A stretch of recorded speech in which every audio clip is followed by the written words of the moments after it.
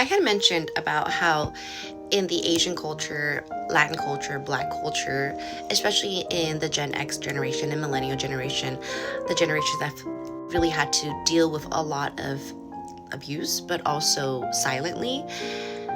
And I said that one of the cultures that probably experienced that the least is the white culture, especially here in America, where a lot more times the white culture tend to have things a little bit more comfortably.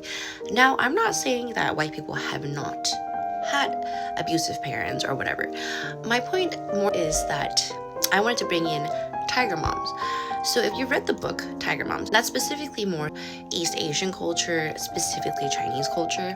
And if you understand what a tiger mom is, it's basically you are stripping your child of emotion, telling them that in order to achieve love, they must achieve things like grades, things like learn a bunch of side quest things like learn 5 instruments, also play 3 sports, and also be top tier in math, top tier in science, and top tier in English, as well as top tier in Chinese class, as well as do volunteer things and such like that, right? That is a tiger mom. If you've seen Crazy Rich Asians, they talk about tiger moms. And it tends to come from the people who were raised in a very like a poor living situation, didn't have much, so they want their children to succeed.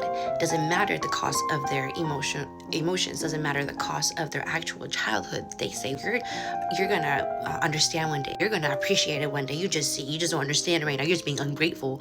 And then they verbally abuse you. They never allow you to show your actual emotions. So in that sense, that is highly emotionally abusive. So it's not even about being strict, it's about honoring your family, being a good reputation for your family, being a trophy child for your family. And emotions are the least of their concern. So that is what I mean by that kind of abuse. So now take into account, I didn't grow up that way. In a sense, I wasn't allowed to have extracurricular activities. I wasn't allowed to go to have higher education. I wasn't allowed to play sports. I wasn't allowed to go hang out with anyone that wasn't within my Jehovah's Witness community. Now, imagine a tiger mom, but in the version of a high control doomsday religion that is very you have to be more than 1,000% fully devoted to this community, to this God, to these people. And so instead of saying that their expectation of you is good grades and a good career. No.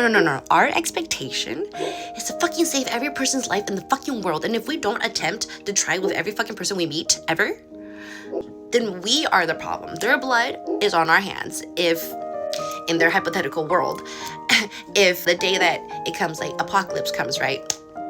And Mrs. Smith ends up dying because I decided I wasn't going to preach to her that day that I met her.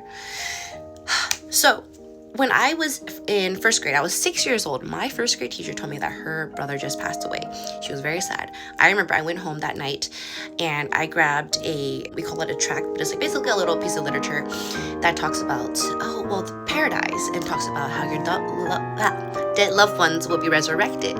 So I took it in my backpack, I brought it to school, and I told her, you don't have to worry, Mrs. I forgot her name. One day you will see your brother again. That we just have to wait. If you want, I can arrange a Bible study for you. 6 years old. I was so groomed that was my immediate And the thing is, if you think about it, Jehovah's Witnesses or people like that who think in that type of way, Christians, they don't really have an actual sense of empathy for grief, because in their minds there really is no grief. That is a temporary thing. So as in they become insensitive to the fact that people are grieving and do need to grieve. They always skip over that part and they're it's okay, don't worry about it, we're totally fine, yeah, you'll see them soon.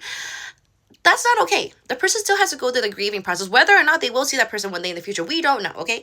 I personally believe that yes, when we die, we are gonna go back to the ether where our consciousness actually resides. We will be with all our loved ones that we met before and all the other souls that we're gonna meet in the future, because we're just one giant ocean of souls and beings.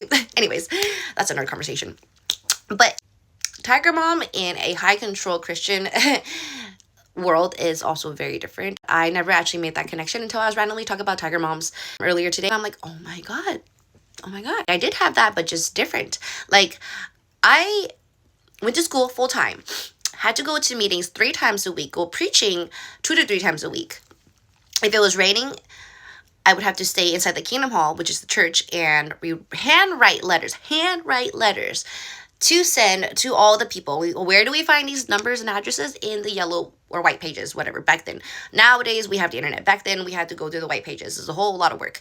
Handwrite Chinese characters? Are you kidding me?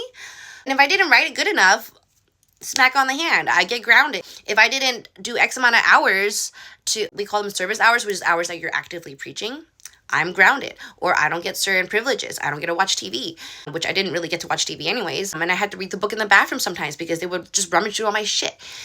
If you want to hear more about this, let me know. I just want to tell that tidbit here. So I wanted to share my story.